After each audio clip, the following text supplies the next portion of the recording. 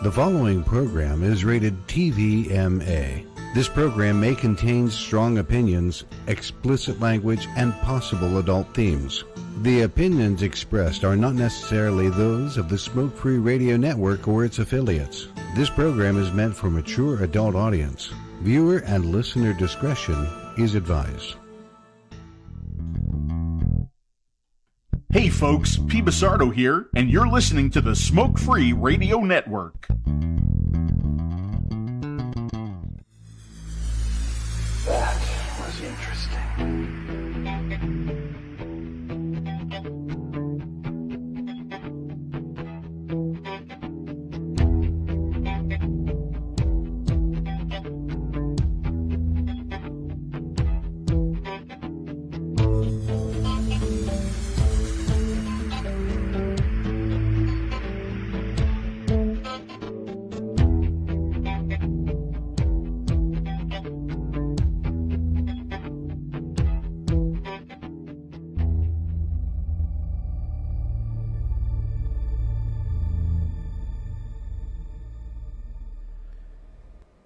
Good evening, everybody, and welcome back to another edition of Vaping and the Mic. Tonight we've got, well, you're looking at it. Here's what's going to happen this evening. The whole show, honest to God, I was turning around and watching Patrick Reif on his show on the Smoke Free Radio Network, his Son of Liberty Radio. And I was listening to his show, and it just dawned on me that I wanted to do something that was really different. Even though we're doing a Facebook Live, and by almost definition, this would qualify as an oxymoron.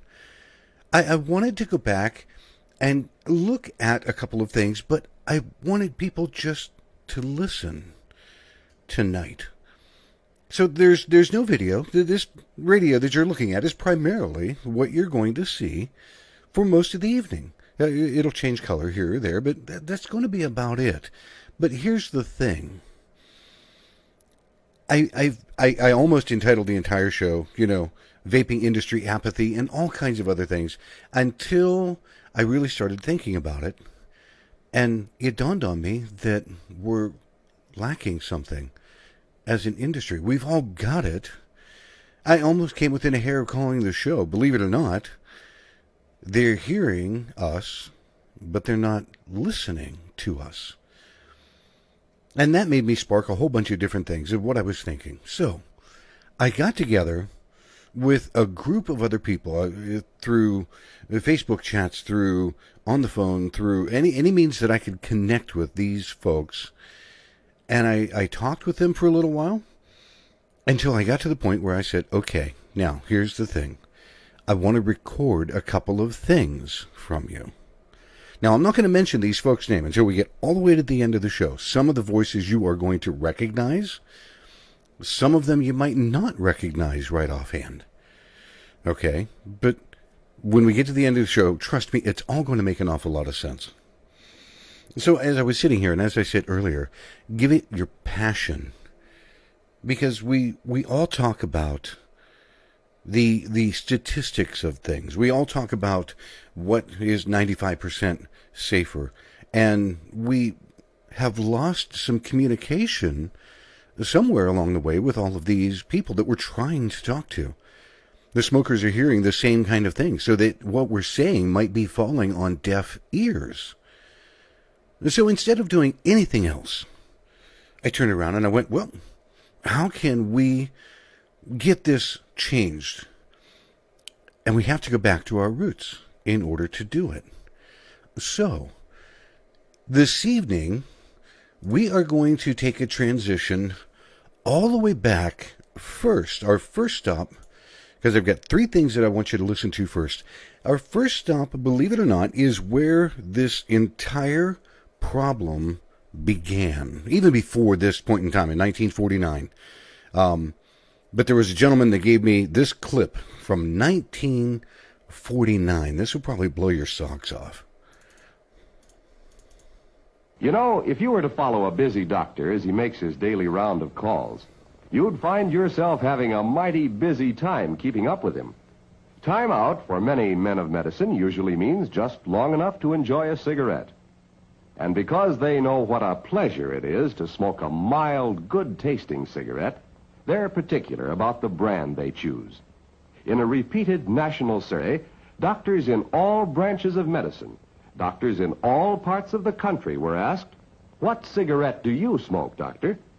Once again, the brand named most was Camel. Yes, according to this repeated nationwide survey, more doctors smoke Camels than any other cigarette.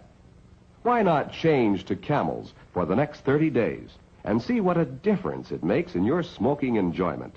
See how Camels agree with your throat. See how mild and good-tasting a cigarette can be. Could you imagine trying to listen to a commercial like that today? I mean, holy mackerel, that would just knock your socks off. Now, the next thing that we're going to do, we're going to jump forward in time just a little bit. And there was a gentleman that everybody respected way back when, 1968, Mr. Walter Cronkite. The U.S. Public Health Service admitted today that despite all its warnings about cigarette smoking, there are millions of persons who simply can't or won't break the habit. It published its first guidelines for such persons, a pamphlet called If You Must Smoke. Among other things, it advises choose a cigarette with less tar and nicotine, take fewer puffs, don't smoke the cigarette all the way down, reduce inhaling, and smoke fewer cigarettes each day. Could you even think, if that's what we were telling smokers today, how to reduce what they're doing? I couldn't. Let's take another look at Walter Cronkite in the mid-1970s. And then it's going to be followed up by John Chancellor, of all people. CBS Evening News with Walter Cronkite. Good evening. It's estimated that almost 60 million Americans smoke cigarettes. More than 30 billion packs of them are sold in this country every year. It's a $17 billion industry. Tomorrow, the United States Surgeon General will issue a new report on smoking, which, according to high government sources, will add many more ailments to those he already has said are caused by smoking, and will claim that children, pregnant women, and their unborn babies are particularly susceptible to damage from smoking. Already the report has stirred controversy. Suzanne Spencer reports from Washington. The Tobacco Institute today blasted the report, which spokesmen admitted they had not yet seen. But they said they didn't need to see it to know that it would be an unfair attack. It was suspect from the start. HEW Secretary Califano launched his anti-smoking campaign a year ago with all the zeal of a reformed sinner. America, beware if Joe Califano ever gives up drinking or other pleasure pursuits, even the most intimate. The Institute tried to counter tomorrow's report even further by releasing a 168-page report of its own, one citing numerous studies that show no direct correlation between cigarette smoking and serious health problems. And the Institute urged the government not to be diverted from valuable health research by what it called this preoccupation with smoking. Susan Spencer, CBS News, Washington. With David Brinkley in Washington and John Chancellor in New York. Good evening. The tobacco industry and the federal government began another dispute today, with the industry firing the first shot. The government plans to issue a new report on smoking and its dangers tomorrow, which is the 15th anniversary of the famous Surgeon General's report of 1964. That had a strong effect on tobacco advertising, but it had little effect on smoking itself, which is still on the increase. But today, the Tobacco Institute said the new report will be more rehash than research, and called the timing of the report a publicity stunt. A publicity stunt. This is what the tobacco industry thought of whomever was smoking. It boggles my mind to go back in time and to listen to these kinds of things. So I got together, and here again, I spoke with several different people here. So we'll fast forward more into today. And the vaping industry has changed the landscape of how people can quit smoking. Hands down, it has. So I got in touch with these people, and what I'm going to do is we're going to listen in while these people talk about a couple of things. I basically asked them very similar of the same three questions. But here's our first gentleman. What made me start vaping? That's kind of like a loaded question in the fact that I quit smoking in 1988 on the Great American Smokeout after having been the Winston man, and it was pretty historic when the Winston man who smokes 2-3 packs a day quit smoking publicly. So in 1988 to 2006, all I did for the first 5 years was struggle between quitting and cheating and quitting and cheating and quitting and cheating. So I really didn't start vaping until 2008 when it started to really hit the media, and we were talking about vaping a little bit more and how we were seeing successful people make that transition from smoking to vaping with the garbage e-cigs we had. The cigalikes, if you remember back in 2008, 9, and 10, they weren't really good, and as Oliver Kershaw would say, they were garbage, they were crap, but it had the concept necessary to make you feel good about inhaling nicotine and having that similar mouth-to-hand experience and blowing out some sort of a vape, smoke, whatever you wanted to call it back then. So I only picked it up as a way to see what all the fuss was about, and I happened to like it because I was also going through the falls of COPD and emphysema, but I was getting the same thing from vaping that I was getting from my expensive $900 every 3 months nebulizer and Symbicort and Dilaras and the inhalers that I was required to use. So I was getting propylene glycol and glycerin and water mist the same as I would my expensive inhalers, except for the albuterol. So plus it was also a good way to start talking to people about vaping as being a better alternative to smoking if they were willing and ready to try it when and if that ever happened. I wanted to give them as much information as possible, which is what got me started around 2008 or 9. And all the people that I've helped introduce to vaping, I certainly believe that vaping is the best alternative. And I don't tout statistics. I did that enough when I worked for the Campaign for Tobacco-Free Kids and Cancer, Lung, and Heart. They just lied. I lied for them. I created false information. But I do know for a fact that if I can use vaping for myself without nicotine, because there was no reason for me to go back into a nicotine e-liquid when I had already previously quit. Again, I just wanted to be able to create a conversation with people when they say, hey, what are you doing? So it was a good way for me to announce that this was a better concept. But I found that my health was so much better that I didn't have to use the nebulizers as much. I've seen people who quit smoking and then within 2, 3, 4, 5 months, if they were really consistent with vaping and they found the right device, hardware, they found the right flavor that they liked, that they never went back to smoking. I saw them be able to, sitting on their recliners in their living room having a beer, to go out taking their dog for 3-mile walks. And I've seen them at the gym walking on the treadmill, something that they would never have done previously had they still been smoking their 1, 2, or 3 packs a day. So without a doubt, without a shadow of a doubt, vaping is a hell of a better alternative than smoking, and I would recommend it to anybody if and when they ever decide it's time to make that transition from smoking to a better, healthier life. Well, first I would remind them that this is not the first time that they've considered an alternative, because 95%, at least 95% of smokers are sorry they ever started. I've never met a smoker who comes up to me after 40 years of smoking and says, you know what, Dave, I'm so damn glad I started smoking. It was the best thing I ever did.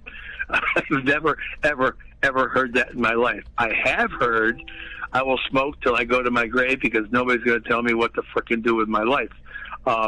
So I certainly would tell them that when you are ready, find the right device that's going to be easy to use. Smokers don't want to become engineers when they start vaping because, the last thing they need in their life is more stress when they quit smoking. They need something simple. They need something reliable, something that's going to have a good battery life. Find a flavor, and the flavors don't have to be rainbow sherbet, because smokers generally, when they quit smoking, don't want to jump from tobacco to rainbow sherbet or butterscotch or creme brulee. They want to go with something that they're familiar with, and then they can exponentially start changing and trial and erroring things that might be beneficial for them to continue to vape rather than to go back to smoking. So I would encourage them, when and if they are ever ready, to not believe all the lies and misinformation that's being touted in the media. Listen to a program that's going to educate you on Vaping 101, which is going to be what's the dosage. And that's the thing that really gets me angry anymore, and I do get angry. I open up Facebook every day and I see all these people with the hand checks and the cloud chasing and the cloud trickery and blowing smokes. You can't even see their face. That's not good for the industry either. That's not good for a smoker who wants to get healthy and better and have enhance the quality of their life. That's not good either. So I'm very, very angry with the way we have handled the vaping situation. Find something that's going to give you the hand-to-mouth, a little bit of nicotine, whether it's 18 milligram or 12 or 8 or 6 or 4 or 3, 2, whatever. I chose to use zero nicotine. Some people, should use maybe a little bit higher to start vaping and then exponentially come down. But just because you went from quitting smoking to vaping does not mean you have to vape forever either. Eventually, and that's what nobody talks about this in the vaping industry. Sometimes people don't want to vape anymore, and that's fine. There's nothing wrong with that. There's nothing wrong with encouraging people who want to just say, hey, I don't want anything to control me anymore. And I know that vaping has become a culture for a lot of people, and I know vaping has become a hobby, and people have mods coming out their wazoo. People have 20,000 different flavors of strawberry. That's fine if that's what they want. But a lot of people in my generation who want to just quit smoking, enhance their life, live a little bit longer, enjoy their grandkids, go up and down stairs, I strongly encourage vaping. But, when they're ready to quit that as well and you don't feel you need it and you bring down the levels of nicotine that your body is requiring when you first quit smoking to, transition and take that bridge walk across to a better life, then when you're ready to quit vaping, quit vaping. But, we need to be able to say that freely to people. Say, hey, you don't have to vape forever for the rest of your life until you go to your grave either. But that's the way this culture of vaping has turned into, where you go from smoking to vaping, and now you got to spend all of your money on mods and different flavors, and you have to have shelves full of different do-it-yourself liquids because you want to continue to vape for the rest of your life. So I offer a unique, different approach to vaping, just like I would anything else, and that is take control of your life. Do what's best for you. Encourage your family members who are smoking to quit with something that we have proven to be 95% safer, and that's in the form of vaping. So that's what I would tell people. And you can hear it in his voice. When he's speaking to people, it's giving it that passion. And that's what I'm trying to show people. Let's reignite that passion. Now, again, some of these voices you're going to know. Some of them you may not. At the end of the show, we'll talk about it. For people that are joining in here a little bit later, this evening is more of, I called it a special edition, but it was born when I was listening to Patrick on the Son of Liberty Radio, on his show, that I wanted to do something different. So I'm going back and doing just an old-time kind of style radio show. So we've got a few more people, actually, quite a few more, not that bad. But all of these people, you can hear it in their voice. I kid you not. And it's what I really, honestly, wanted to get across to people. Here's another gentleman that some of you may very well know. I had to not smoke in my company vehicle. Find an alternative is what I was doing. I'd heard of vaping, and the lady at the tobacco shop said, try these once she had them in stock, and that was it. It was for no other reason. It was accidental. What I did notice was that my breathing was better. I could climb up and down stairs during my workday without coughing. My cough went away completely, which I didn't even notice. My kids noticed because I had the typical chronic smoker's cough, and I generally felt better. I slept better and breathed better. I was breathing way better than I was before. Making sure that people know they have a choice is imperative to me. Making sure that people realize that they're not being told the truth. Making sure people understand that this is a viable option to smoking, to get away from smoking if that's what they want to do. It's way more enjoyable. I did it accidentally, and I'm very, very glad I did, just for multiple personal reasons. If I don't keep talking about it, I'm afraid it's going to go away. Question to answer with one thing. Less harm, I think, would be the first thing I would say. Enjoyment, so you can't leave it at one. And better health.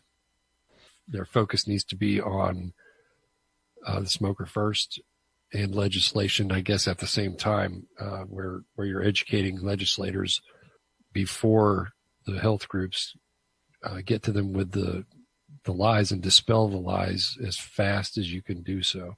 The whole thing to me is they're trying to regulate, restrict, tax, and ban less smoking, which is their goal, allegedly. So you need to point that out immediately to lawmakers. Typical patch gum inhalers that are medical definitions are approved, and they have approximately a 7% success rate. So you got a 93% failure rate. There's no enjoyment in trying those. It's very stressful, and you have to, I guess, apply yourself, like they say, and then along with counseling, bullying, etc. Vaping is a choice that you can make, that you can enjoy, because with the throat hit that nobody thinks about and the enjoyment of flavors for most, I think there's a whole different definition of enjoyment from smoking to vaping. Although it's a transition, it's one that's easily met with that criteria. The average attempt to quit, whether it's by design or not, is beyond me. I think it is about 30 times. I don't remember how many times I tried. I know what I tried. I tried the patches and the gums and cold turkey. I'm not as sure of Chantix's reputation on success, but if a smoker is going to average 30 tries to stop smoking, nobody asks the success rates of those products, and nobody volunteers them either. So you can call, and I've done so. I've emailed and tweeted at Nicorette to ask them their success rates, and then they just give me an 800 number.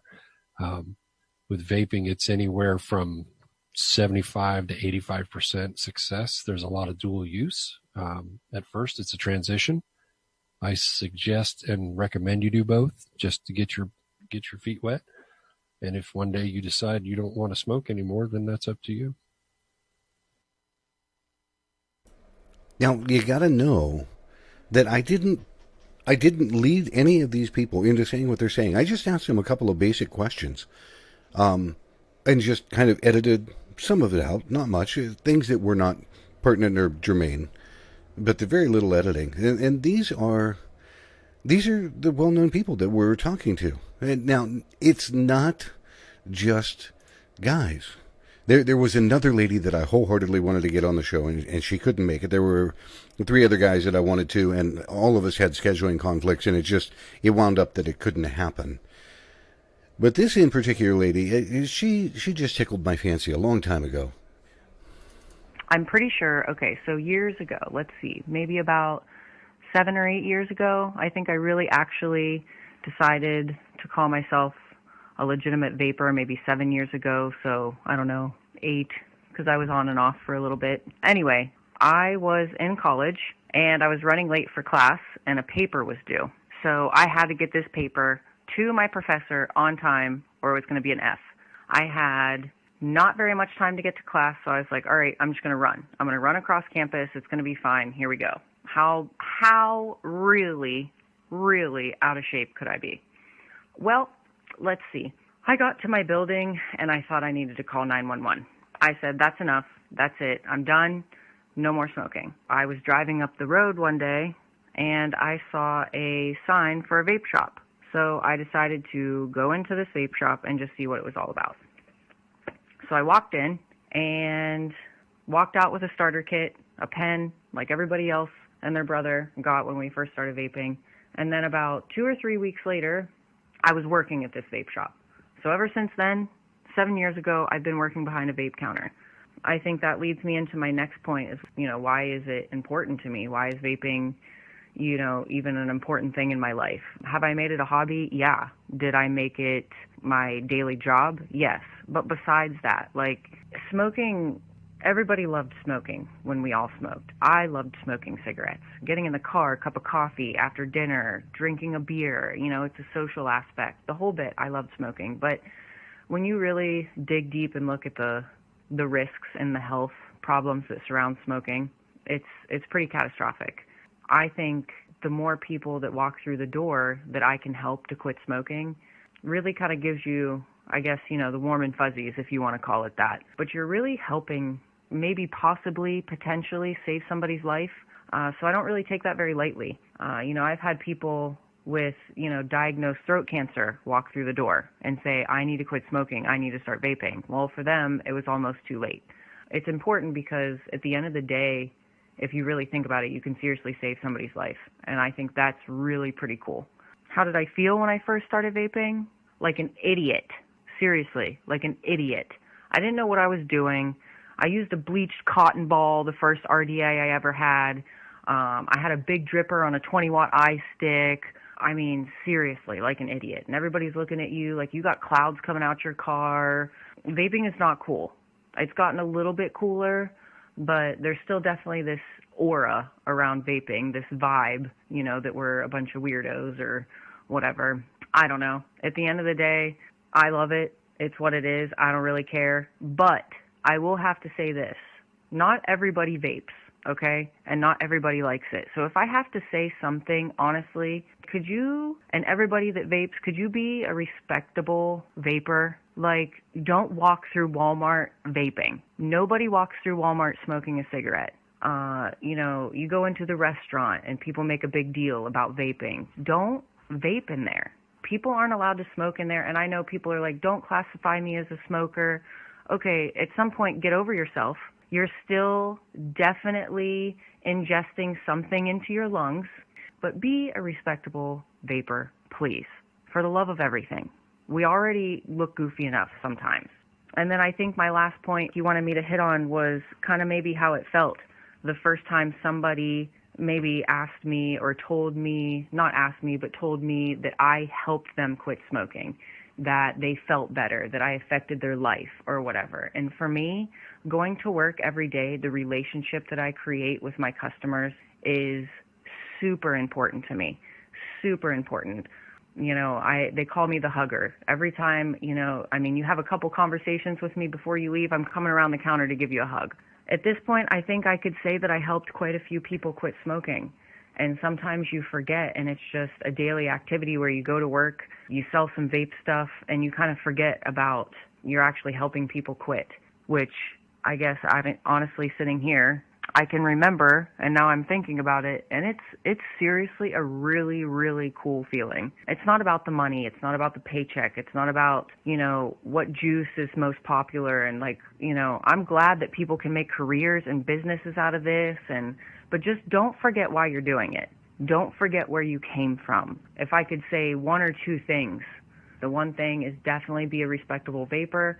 And two, don't forget you walked into a vape store probably years and years ago, and you smoked cigarettes and you started on a pen kit and you didn't know what you were doing either. Now, I love talking with this lady, and I talk to her as often as I possibly can. And she is very opinionated, and I had to edit a little bit out because I didn't think that it would fit quite into doing what we're doing. But you start to hear similar kinds of things across platforms of people that are not connected. That lady is a vape shop manager who is local to me. Okay? And she has a viewpoint that is just astounding. And to watch her take care of people is just amazing. So for the people that are joining us a little bit late, tonight is just an oddity of a Facebook Live, because there's only this cute little radio that kind of changes color back and forth. And what I'm trying to do is recreate just an old-time radio show. Just something where we can sit and talk, and this is how people used to communicate all the time. People would sit in their living room and turn the radio on and listen to the evening news or listen to Walter Cronkite or many different things. It's how people got their news. And the biggest thing was, it wasn't what they were looking like. It wasn't what they were animated. It wasn't anything. It was how did they connect with the person that was listening. And that's what I'm really trying to dig into, is to reignite the passion that everybody I know hands down. Everybody has a passion for vaping. But we just need to change the narrative a little bit. We need to change. People say that we are, or can be, how would you claim it? Some people say advocates, which is cool. Some people say activist, which is cool. I would throw a third one in there, and it's going to sound odd, but what about becoming an evangelist? And it doesn't mean theology, folks. It really doesn't. It doesn't mean just I'm going to bring around a Bible and I'm going to thump you over the head with it. No. If you remember, there was a gentleman by the name of Guy Kawasaki. He was the Apple evangelist. It was his job to go out and bring the passion of Apple to different companies, different places. And he was the most successful guy. And now he's an angel investor and a public speaker and many other things. But my God, his title was Chief Evangelist. Not advocate, not activist. And there's room for all of them. Don't get me wrong. I'm not saying change what you're doing and call yourself something different. It's just we can change the narrative of what we're doing and bring our personal passion back to what we do in the vapor industry. So in order to hammer that one home a little bit more, I've got yet another guy that I want you to listen to. You might recognize this voice. I had basically smoked for about 37 years. I had tried everything under the sun, from the lozenges, the gums, the patches. I wanted to quit smoking. I tried cold turkey. I went through 2 laser therapy sessions. I went through the Chantix. I went through a number of other prescriptions. I'd long given up on even being able to stop smoking, so I figured, screw it, I'll just keep smoking. I've given up. I relegated myself to a lifetime of smoking, and came across hearing this thing about an e-cig. So I passed by the gas station, and I saw they had on the shelf these e-cigarettes, and so I thought, okay, well, let me go do some research and check into it. I figured if I can get one and it's good enough that I can convince myself for every 5th cigarette to maybe switch over to this thing and trick myself into believing that that's good enough for that cigarette, that'll cut down on a little bit of smoking and save me a bit of money. I checked online, did some research. I kept seeing these products are illegal in Canada. These products are illegal in Canada. And I'm going, well, something doesn't make sense here. And it was Health Canada saying, nope, these are absolutely illegal. And I'm going, doesn't make sense. Went to the pharmacy, they had them, but all they had were the no-nick cartomizers and a really expensive device. I'm going, no, that doesn't sound right. What Health Canada is saying does not make logical sense if these things are, like they say, don't have all the carcinogens and everything else. Next, some more, I found a vape shop that wasn't too far away. It was about an hour away. So I figured, let me look online. Started looking at a few review videos, tracked them down, and Phil's was actually one of them as well. And so I decided, okay, I picked out the item I wanted, which was going to be my the EVOD. That'll be my starter. It's expensive, but I'll go try it. I figured at worst, it cost me a carton and a half of cigarettes at the time. And so if it does work and I convince myself long-term, it'll save me a bit of money. That's all I was thinking at the time. It wasn't quitting. I had no intention of quitting. Went, bought it for my first vape, and I had 2 packs of open cigarettes with me, which I still keep in my desk drawer untouched. I haven't had a single puff of a cigarette since then. I had no intentions. I had no interest in quitting, but it worked instantly. And the funny part is I spent 3 months waiting for withdrawal symptoms because everything else I tried, Chantix, everything else, I was absolutely nuts going through withdrawal and nick cravings. With the e-cig, I waited 3 months expecting, okay, it's going to hit. And I literally waited past 3 months. And when nothing had hit, like none of the cravings had hit, I'm going like, this is freaking mind-blowing. I didn't plan on quitting, and this thing worked. Why the hell doesn't everybody know about this? I've always been basically a chain smoker. I can't do any kind of exercise without grabbing a smoke every 5 or 10 minutes. Otherwise, I'm completely out of breath and I'm worn out and I need that break. The main thing is when I smoked, I used it also for focusing concentration. If I was working out problems or figuring out details like in computer programming code, just that distraction of the hand motion and the smoke gave me a focal point. And so that's why I continued. Now, when I started vaping, I noticed that suddenly, okay, I'm breathing a little easier. I'm sleeping a little bit better. I walked into the kitchen and I'm smelling around I called my wife and going, what's that pungent smell? Something is really strong in here. She's going around, going, what smell? I'm going, can't you smell it? It's so strong. She goes, oh, that's the rice cooking. I'm going, rice doesn't have a smell. She goes, yes, it does. That was the first time I even realized that some foods had scents. For the non-vapor, it would be, don't automatically assume just because a report says such and such is happening or there's an epidemic. Watch for the buzzwords. If you see someone using a buzzword a lot, or if they even mention popcorn lung, well, guess what? Popcorn lung, as much as they say, oh, this is part of the vaping industry, it's complete fabrication. The media naturally picked it up, the politicians picked it up, and the Campaign for Tobacco-Free Kids and all the anti-vaping groups picked it up and said, oh, this will give you popcorn lung. It's going to kill you. That's a case of, no, a cigarette has 200 times the amount of diacetyl, and even they have never had one single case of popcorn lung. So you would have to vape for basically 100 to 200 years, heavily, nonstop, to even come close to a risk of something like that. So when you hear these buzzwords of popcorn lung or epidemic, as soon as somebody uses terms like that, pause and think, okay, what I'm being told probably won't be quite as factual as they're trying to convince me. A lot of the buzzwords are used to dupe the public. Now, for the vape industry, the common thing is, well, no matter what regulations, everyone keeps saying, oh, we have to worry about this, we have to worry about this. These regulations have come out, and guess what? Nothing has changed. We can still do everything, and we're having no problem selling our stuff. We're making new stuff all the time, and see, nothing has really changed. The sky hasn't fallen. Well, guess what?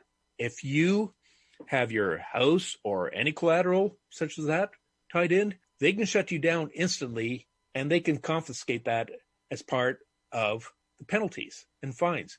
They can go after you financially.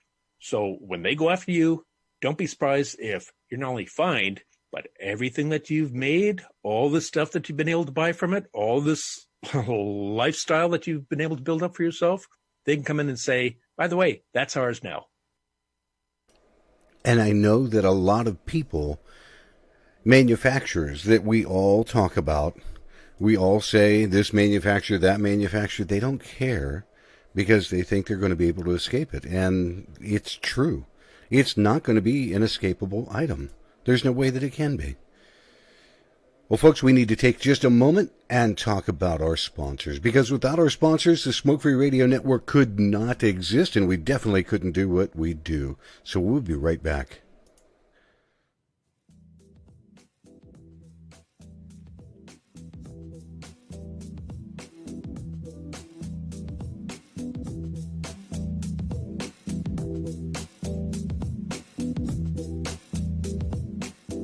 Hey now, this is Dimitri with Smoke Free Radio reminding you to please show some love to our wonderful sponsors. Without them, there would be no Smoke Free Radio, and they are as follows.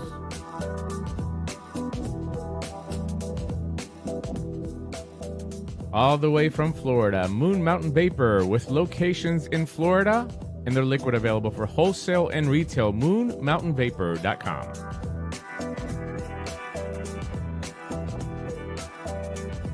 Some of the best custards and tobaccos on the market from the Brickwills Vaping Company.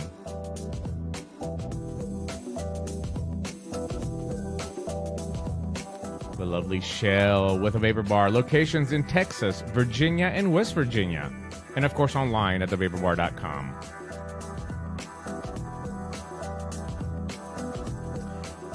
And who says you can't have award-winning e-liquid without cartoon characters? That's exactly what you're going to get at theplumeroom.com.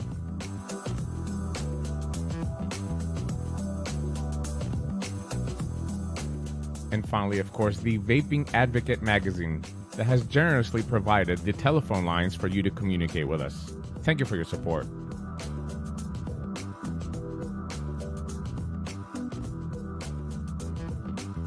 And finally, for you, the listener, don't forget to check out the coupons and codes page on Smoke Free Radio. Pick up some e-liquid and save some money. From all of us here at Smoke Free Radio, thank you for your continued support.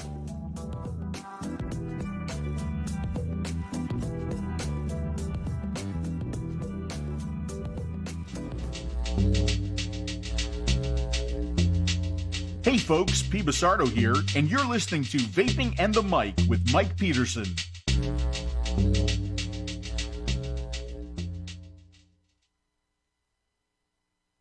Now that we've got all that taken care of, and I take the mute button off of my mic, for those people that are joining us a little bit later this evening, this is, you might even want to call it a social experiment. But I was listening to Patrick and his show on Smoke Free Radio, and it just, this natural evolution of a thought pattern came into being, and I got in touch with a bunch of people, and there were still 4 other people that I wanted, and our schedules collided, and I'm so sorry that I couldn't get to them. But I took the time to talk with these people, and I'm not giving names until the end of the show, but I took the time to talk with these people and be able to record some 3 basic questions from them. And the entire reason that I did was to try to help people reignite their passion for the vaping industry. And it's some of the industry I've looked, and we all know that it has become filled with apathy. I mean downright just apathy. I mean, you've got the crap characters that are out there. You've got the bad actors that are out there. You've got the people that are just going, yeah, whatever, man. And you have some people that are trying, and you've got the mom and pop shops that are trying, and you've got the people that are going way over the other side and just being absolutely astounding at what they're doing. But we, as people that are talking about it, sometimes we lose our audience. We lose the people that we're talking to. And just to change it up, put your passion back into what you're saying. Give them that personal piece of information. If they ask for more information, say, oh, yeah, by the way, it's this or that, or there was a study done over here. But if we start coming at these people, the smokers, I shouldn't call them these people, shit, I was one of them. We start coming at the smokers with Royal College of Physicians and all of these facts and figures. Their eyes are going to glaze over, their mouth is going to drop open, they're going to catch flies, and they're not going to hear a damn word that anybody said. But just like the old-time radio shows, if you take the time and you give it the passion, show them that you really care. And I know that a lot of us do. But for the other people that might be catching up and listening, give it some passion. Talk with the people. Interact with them. Now, I've got 3 other people that we're going to hear from yet this evening. And some of these, they surprised me, just like this gentleman. It was Rodney Jarabek and Vince Sotilli introduced me something when I was coming back from Hawaii to scout out places to live in California, and we're going to start 5 Ponds. And Rodney had shown me Ego Twist, I think it was, and yeah, Ego Twist with Absolute Pin, which is Irish cream, absinthe, really mature, just deep flavor, really deep flavor with the absinthe, and we got to bring some of that back. And it was just this profound, I could taste every tasting note that he depicted in the inhale, and I tasted other things on the exhale, and right then, after 26 years of smoking and tobacco, I dipped a lot. That's when the light went on, and I could go, that's how I got started. And you know, it's a long, strange trip it's been, but it's been fun, rewarding, met some of the greatest people, passionate people from all parts of society that have come together to offset the leading cause of preventable death. And we need to get back to that excitement, that aha moment, and providing people that aha moment when they can stop smoking and not look at this as a fad and look at this as something that's legitimate and recognized by medical professionals and just a lot of great minds. A lot of great things are happening for the science of and the validity of what we do. So I'm still absolutely 100% passionate. And again, that's the motto, and that's, this changed my life tremendously. I was a banker. I was in commercial and residential real estate banking, and to get into just a complete cottage industry and start this thing through blood, sweat, and tears, it was fun. It was an amazing opportunity. I'm in the airport right now talking to you, going to Naples. If you really care about perpetuating this message, really get involved. We need more smokers to convert, and there's 38 million of them, and that's just being friendly and helping them avoid horrendous, emphysema, COPD, all of the lung ailments that are associated with smoking. It's a killer, number one killer. So yeah, I'd focus on helping others, and there's always a good feeling about having some purpose in your life, and I also owe the industry that, is you feel like you have purpose. And I talk to people every day in stores all over the country, all over the world, that we're fulfilling a mission, and it feels good to have purpose. And so you're doing that. Consumers can do that by turning on their aunties, uncles, and brothers and educating them so they can take the first step, going to a specialty vape shop that will help educate them further, let them sample flavors, and then give them that aha moment where they can taste something coming on the inhale, something going on the exhale, and really giving them the experience that you first had when you started vaping. Lower wattage devices are popular, so encourage those, and a 6 or 12 milligram is a great option. I would personally don't make any salts, and some people love them, and if it gets you off of cigarettes, that's great. We just like to depict flavors and be able to reclaim your palate, and it's fun, and food tastes better, wine tastes better, spirits taste better. It's just better for your life, so we need to spread it to more people. And again, it was just in talking with these people. So I wish that I could have recorded the entire conversation that I had with all of them and been able to play it all. We would be here for a couple more hours on top of everything.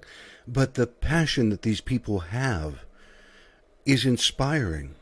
And it's what I'm really, really hoping happens with this show, is just to get back. It's back to the old-time radio show kind of thing. Next week we'll go back to doing video, and I'll sit here and look like a slob and drink my Diet Pepsi. But being able to sit here and just talk with you, it's important. It's important to me, because I still have a lot of, and I'm not saying that anybody doesn't, trust me, but it's important to be able to connect with people, to be able to talk with them.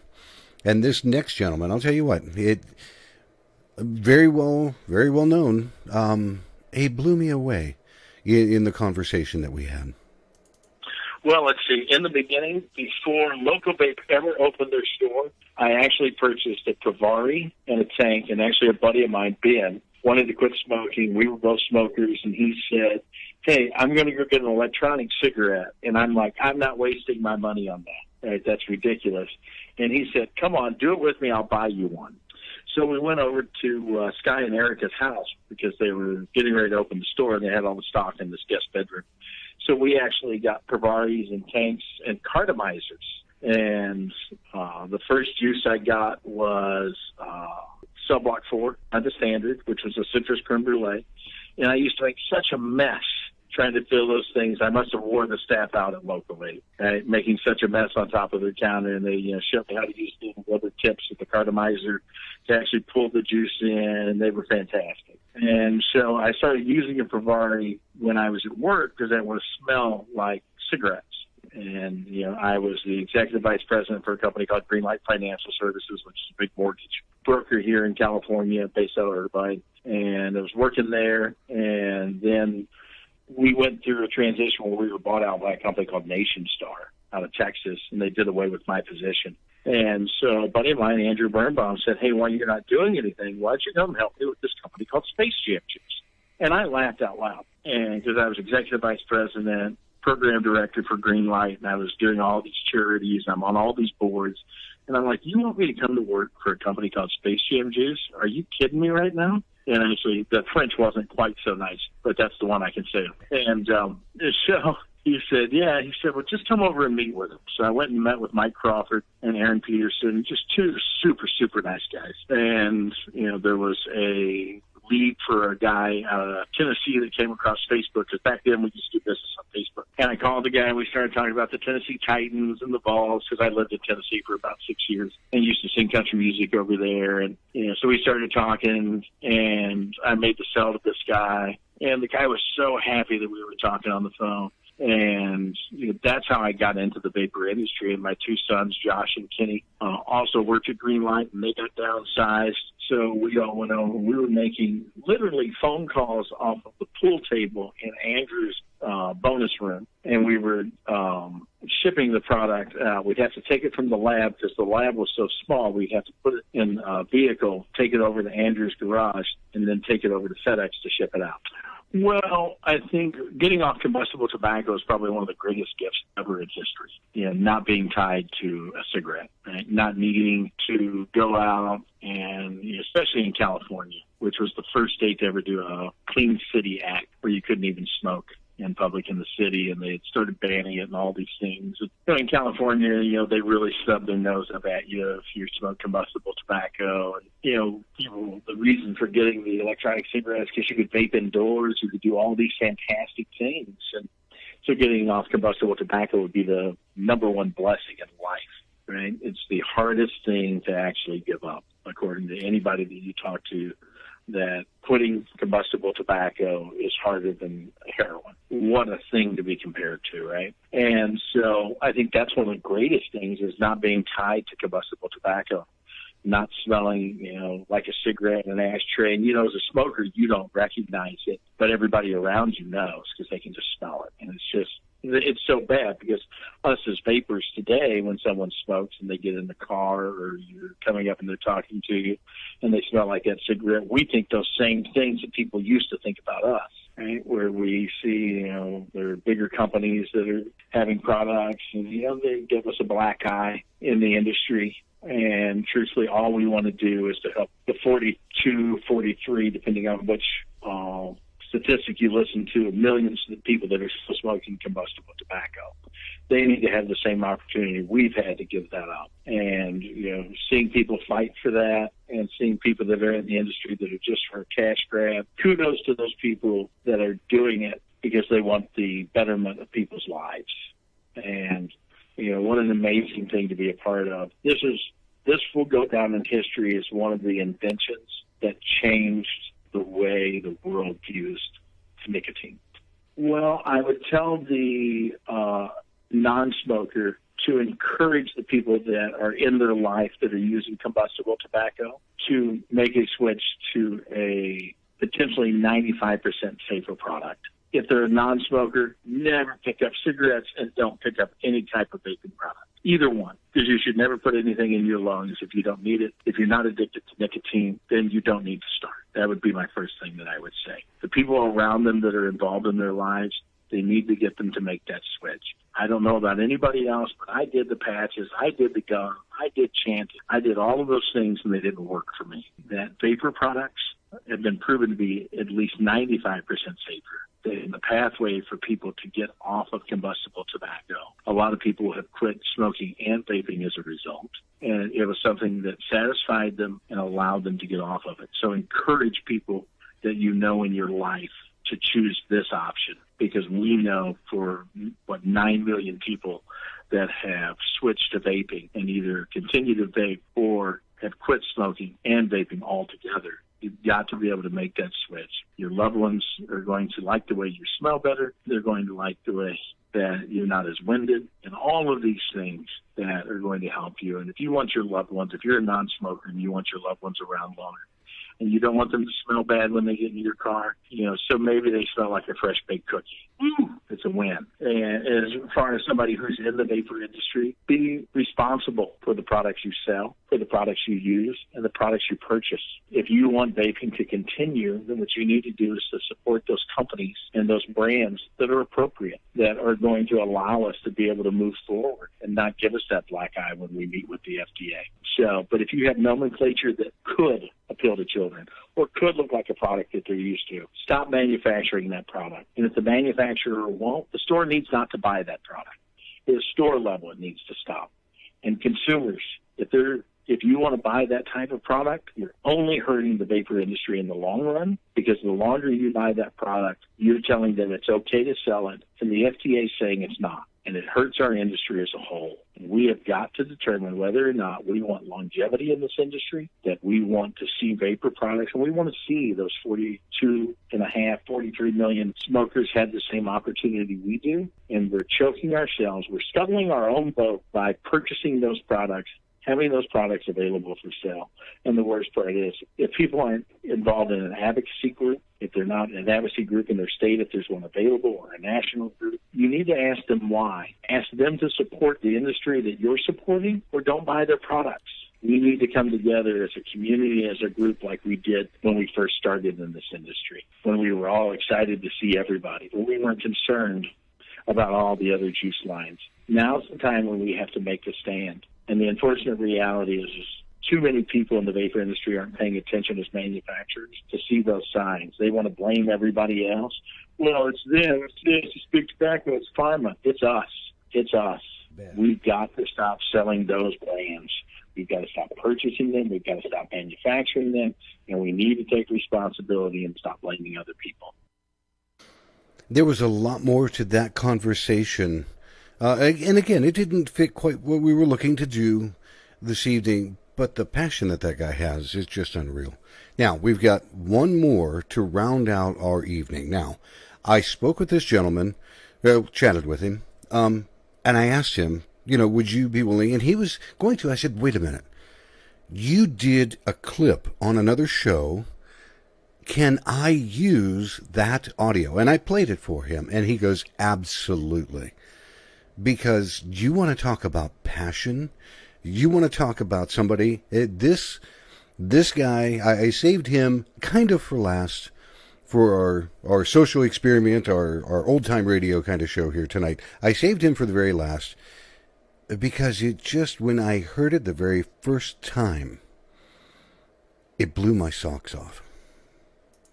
And, one of the questions that I always ask myself is, from the Royal College of Physicians, they're estimating, we'll say the 95% number, 95% safer than smoking cigarettes, right? Let's say that number wasn't 95, which is a very, very high number, by the way. That's an extremely high number. Let's say that number was only 5%, okay? 5% safer than smoking a cigarette. Yeah. If you have the potential to save 5% of the lives of smokers, wouldn't you support that? Right. Media? Right. Wouldn't you support that? Healthcare? Wouldn't you support that? Cancer societies? Right? But why don't you? We're talking about 95%, not 5%, 95% safer. Right.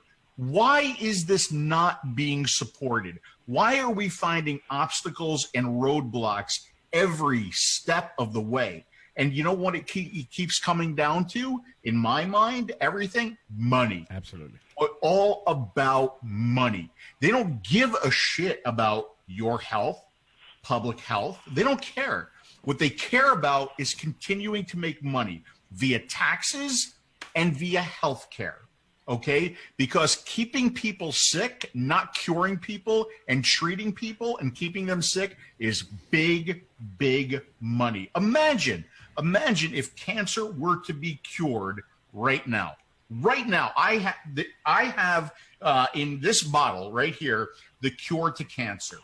What would happen to our society if that were to happen? Yeah. Imagine the economic breakdown that would occur. Imagine the number of people who would be out of jobs. Imagine the number of hospitals that would have to close down instantly, right? I don't like to be a conspiracy theorist, and I never was one until I got involved in this, and until I started seeing that this thing that we're doing has the potential to save so many lives, and yet we're coming up with roadblock after roadblock after roadblock, fight after fight after fight. Why? I think it's because of money. That was some of the, like I said, when I heard it the very first time, it absolutely blew me away.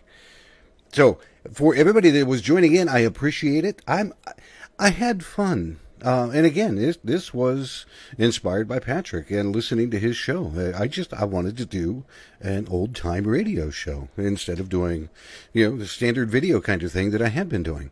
So here are the people that I seriously need to say thank you to for taking time out of their life, for talking with me, for taking part in doing what I was doing this evening. And they are in order as you heard them this evening. The very first person that we heard from was David Gorlitz, the former Winston man. The second person that we heard from, Mr. Kevin Crowley. He's an award-winning consumer advocate. Then the lady that we heard from, her name is Michelle Pingley. She runs a vape shop that is close by. She's the manager there. Then, of course, we heard from the Canadian side of our part up there, Mr. Bill Tarling. Bill runs the See, It Would Happen Sooner or Later. He runs Vape Distortion on Facebook that has tons of information. Right after the break, when we came back, we heard from J-Love from Five Ponds. And I have to take a real special thank you. He went way out of his way to make sure that we could connect. The man that you heard after Jay was Mr. Austin Hopper. And Austin has been the CEO of quite a few different Able Liquid lines, and right now he runs Face of Vape Distro, and has helping doing things in a CBD line. And the last man, of course, that we heard from was Mr. Phil Basardo. Phil is president of eVapor International Consulting, owner of TasteYourJuice.com, and I'll throw it in there in a polite way. Phil is also president of the Dimitri Agrafiotis fan club.